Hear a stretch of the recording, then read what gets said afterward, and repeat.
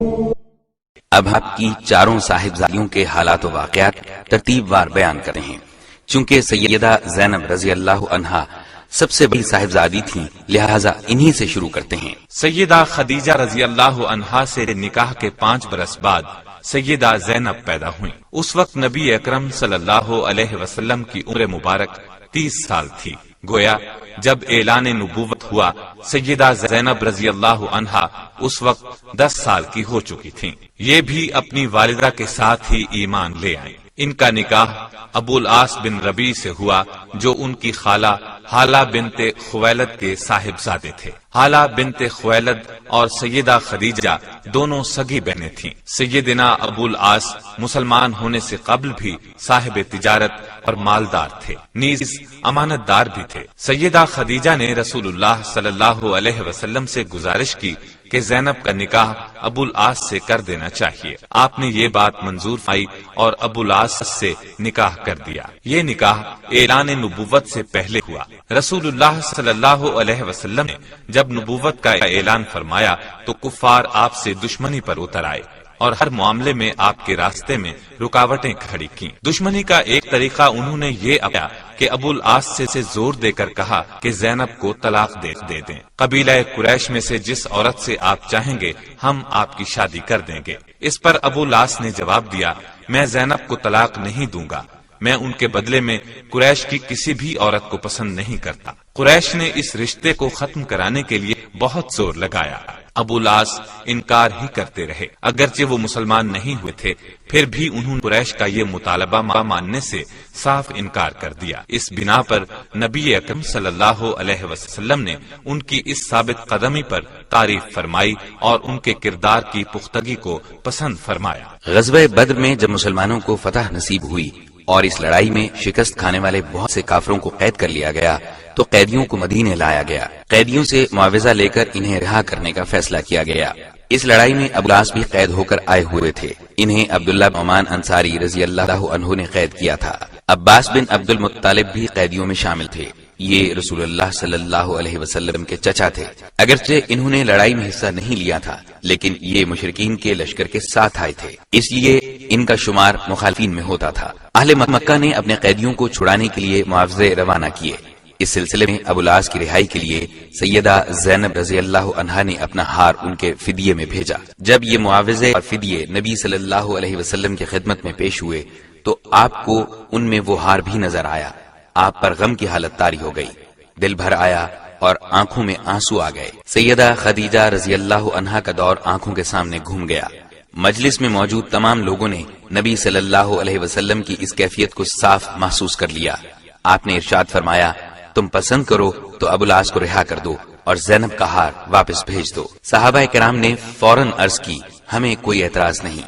اس پر آپ نے ابو العاص سے فرمایا، جب آپ مکے پہنچیں تو زینب کو ہماری طرف بھیج دیں۔ ابو العاص نے یہ وعدہ کر لیا۔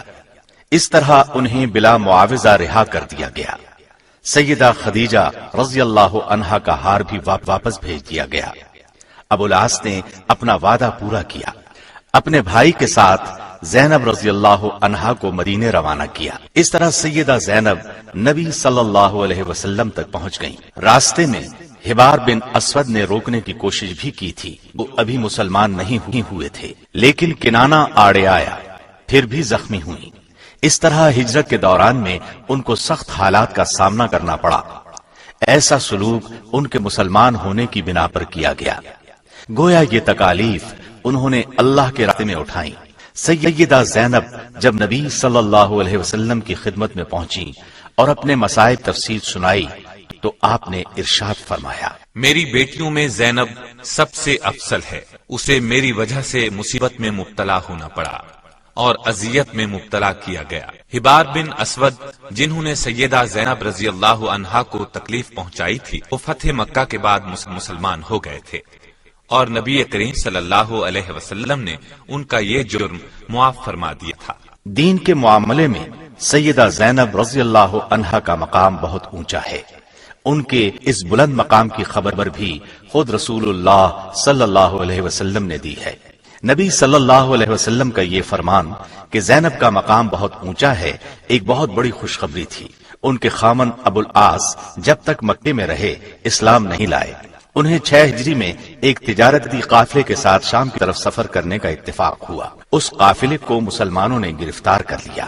یہ بچ نکلنے میں کامیاب ہو گئے اور سیدہ زینب رضی اللہ عنہا کے پاس آ گئے۔ انہوں نے انہیں پناہ دی۔ پھر یہ نبی صلی اللہ علیہ وسلم کی خدمت میں حاضر ہوئے اور اسلام لے آئے۔ مسلمان ہونے کے بعد مکے گئے۔ ان کے پاس جن لوگوں کی امانتیں تھیں ان کی امانتیں انہیں لوٹائیں۔ اس کے بعد فرمایا، سن لو، میں مسلمان ہو گیا ہوں۔ میں نے اپنے اسلام کا اعلان مدینے میں اس لیے نہیں کیا کہ تم یہ خیال نہ کرو کہ میں نے تمہارا مال کھانے کا ارادہ کر لیا ہے۔ اس کے بعد یہ مکے سے مدینے آ گئے۔ مدینے پہنچے تو نبی کریم صلی اللہ علیہ وسلم نے 6 سال کی مفارقت کے بعد نکاح اول ہی پر سیدہ زینب رضی اللہ عنہا کو ابو العاص کے گھر رخصت کر دیا۔ سیدہ زینب رضی اللہ عنہا کے ہاں ابو العاص رضی اللہ عنہ سے ایک لڑکا اور ایک لڑکی پیدا ہوئے۔ لڑکے کا نام علی اور لڑکی کا نام امامہ رکھا گیا۔ علی بن ابو العاص نے رسول اللہ صلی اللہ علیہ وسلم کی نگرانی میں پرورش پائی۔ مکہ فتح ہوا تو آپ نے انہیں اپنی سواری پر پیچھے بٹھایا ہوا تھا۔ انہی کے متعلق صحیح بخاری میں ایک روایت ہے۔ سیدنا اسامہ بن زید فرماتے ہیں کہ سیدہ زینب رضی اللہ عنہا نے رسول اللہ صلی اللہ علیہ وسلم کے پاس پیغام بھیجا کہ میرا بیٹا حالت نزاع میں ہے، جلدی تشریف لائیے۔ آپ نے سلام کے بعد کہلا بھیجا کہ جو کچھ اللہ نے لیا یا عنایت کیا سب اسی کا ہے، اور ہر چیز کی زندگی کے لیے اس کے ہاں ایک وقت مقرر ہے، اس لیے تمہیں ثواب کی امید پر صبر کرنا چاہیے۔ سیدہ زینب رضی اللہ عنہا نے دوبارہ پیغام بھیجا اور قسم دلائی کہ آپ ضرور تشریف لائیں۔ چنانچہ آپ کھڑے ہو گئے۔ آپ کے ساتھ سعد بن عبادہ، معاذ بن جبل، ابی بن کعب، زید بن ثابت رضی اللہ عنہم اور دیگر چند اشخاص تھے۔ وہاں پہنچنے پر بچے کو اٹھا کر آپ کی خدمت میں لایا گیا۔ اس وقت اس کی سانس کھڑی ہوئی تھی اور سانس کی آمد و رفت پرانے مشکیزے کی طرح تھی۔ یہ دیکھ کر آپ کی دونوں آنکھوں سے آنسو بہنے لگے۔ سعد رضی اللہ عنہ نے عرض کیا، یا رسول اللہ، یہ رونا کیسا؟ آپ نے فرمایا، یہ رحمت ہے جو اللہ نے اپنے بندوں کے دلوں میں رکھی ہے، اور صرف انہی بندوں پر رحم کرتا ہے جو رحم دل ہوتے ہیں۔ علی بن عاص کی وفات کے متعلق ایک روایت یہ ہے کہ بچپن میں وفات پائی، لیکن عام روایت یہ ہے کہ سن رشد کو پہنچے۔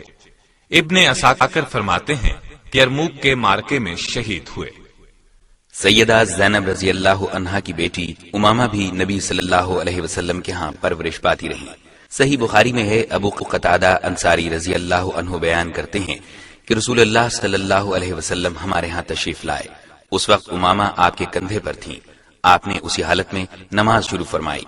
جب رکوع فرماتے انہیں اتار کر زمین پر بٹھا دیتے، سجدے سے سر اٹھاتے تو پھر امامہ کو سوار کر لیتے۔